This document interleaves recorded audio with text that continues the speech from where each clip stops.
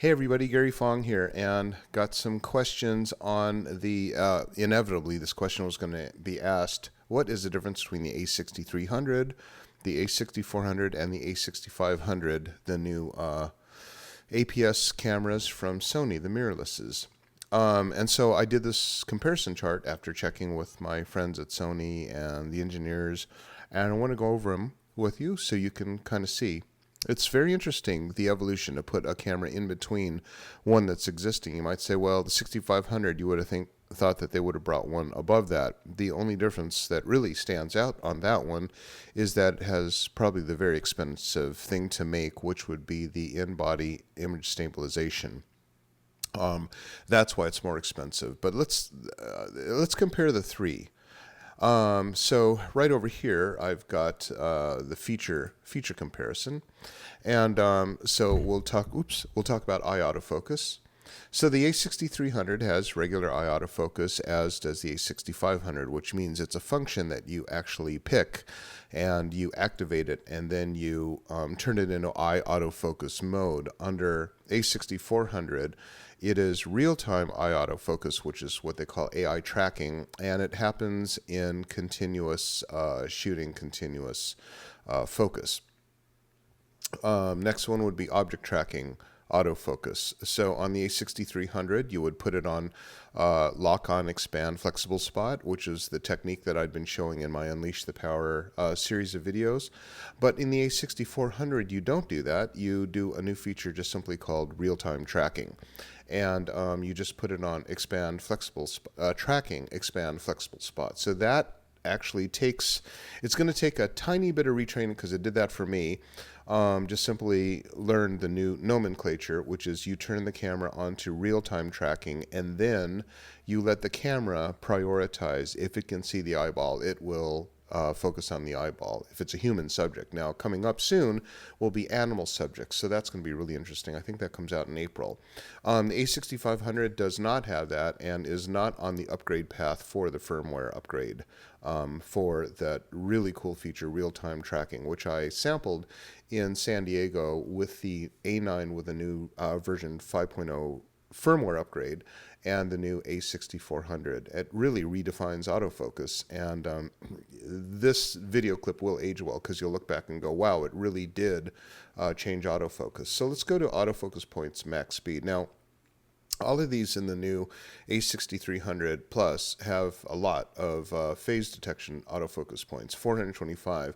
In the 6300, there are only 25 contrast, and it was a 0.05 second evaluation rate when it would give feedback to the camera as to where the subject is. On the 6400, and it's the same here, by the way, on the 6500, I just put that in the little box here.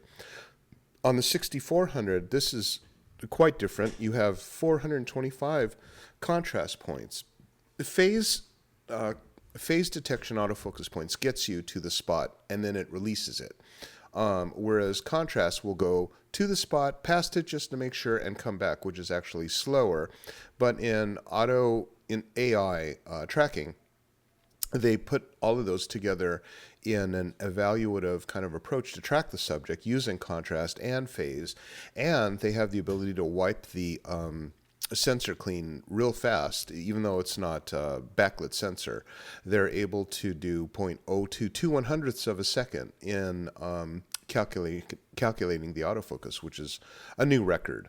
And then the a6500, which I thought was pretty amazing, had 169 contrast points, which got you faster to the subject, but it did not allow you to incorporate the phase and the contrast detection both together to make a suite of features to give you the AI tracking, kind of this AI automatic tracking, which is neat because it's so sophisticated, but it's made for the first-time user, right? Now, one thing that was really incredible on the 6400 that I saw, and I think I remember this in the a6500 because we did a full Unleash the Power of the a6500 4 or 5 hour long video feature, was the buffer. And the buffer, so these cameras shoot at 11 frames per second. The a6300 up to 30 shots before it does the painful writing to the disc. The 6400 goes up to 116, and I was surprised that it went so long before it started to write. The a6500 is the champ there at 307 images. So if anything is green on my little chart here, that means it's the feature leader, okay? Maximum ISO. They bumped it up on the 6400 to 32,000 standard, 102,400 for expanded. So that's another stop right there. LCD monitor, this is where it really gets different. And this is a very key part for the vlogger, which is where the screen goes. So this one, the 6300 and the 6500 only go 90 degrees so you can look down on it. The 6400 pivots all the way up so that you can see through to it. And people were saying, well, that's kind of silly because then it disables the hot shoe, so you can't use XLR sound. You actually can use XLR sound through the 1/8 inch microphone port. But the reason that I actually prefer it over rather than swung around to the side is because where your eye goes while you're vlogging. This is typically where teleprompters go, which would be just above the line of sight of your subject. So I prefer it swinging up over the hot shoe because you're over the lens rather than to the right side of it where you're always kind of talking off to the person next to you, right? So to me, that's actually a benefit.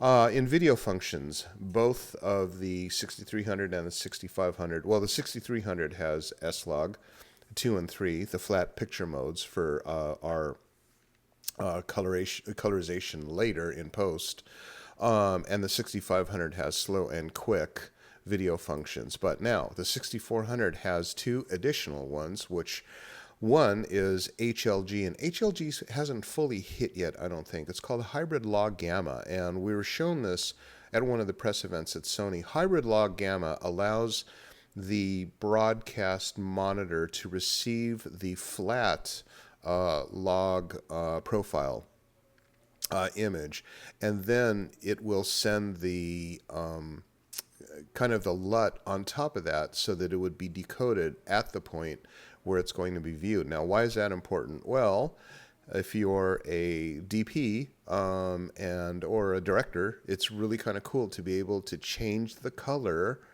anytime that you want, sending it out, broadcasting it in a certain way, and then later you change your mind.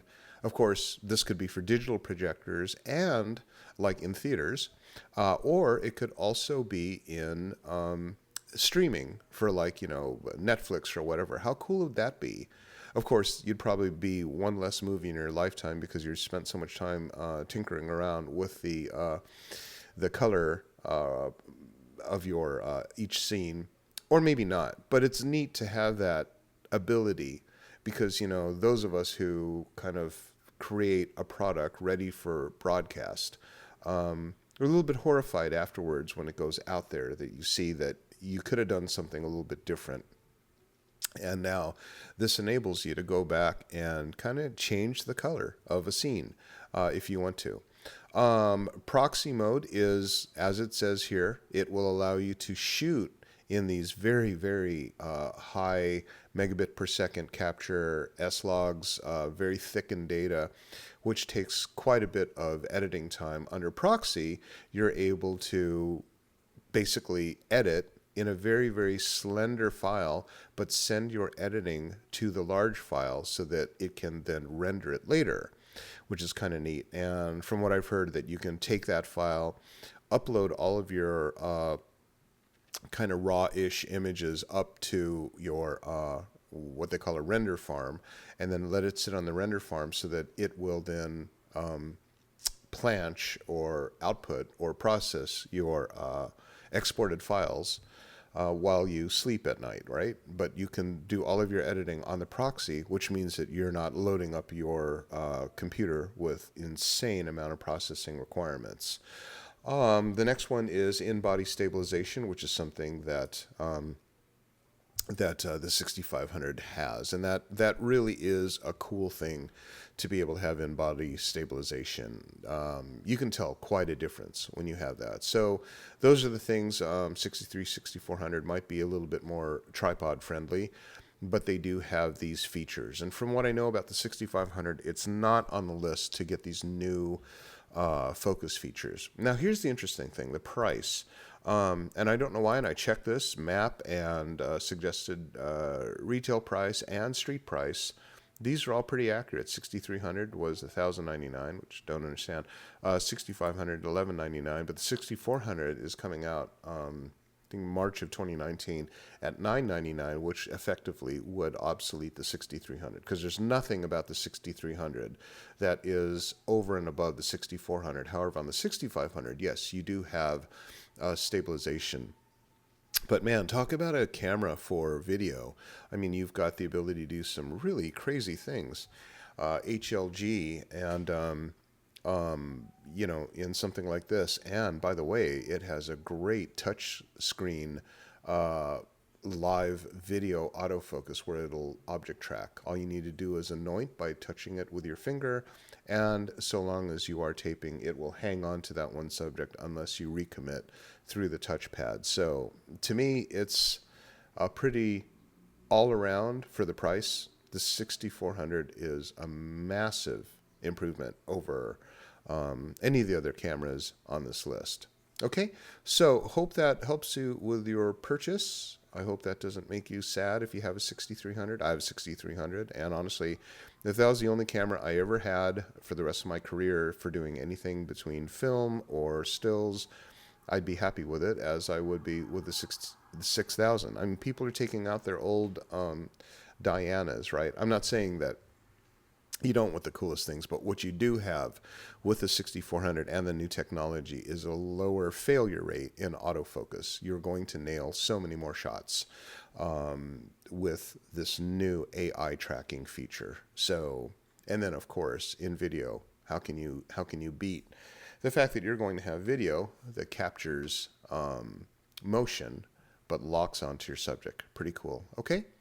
Hope this helps. Keep your eyes open for the Unleash the Power of Your Sony a6400. This is something that we do because we are friends of Sony, and Sony gives us early access to these cameras so we can really take them apart for you and show you exactly how to kick up the horsepower and use that harness the power of these cameras.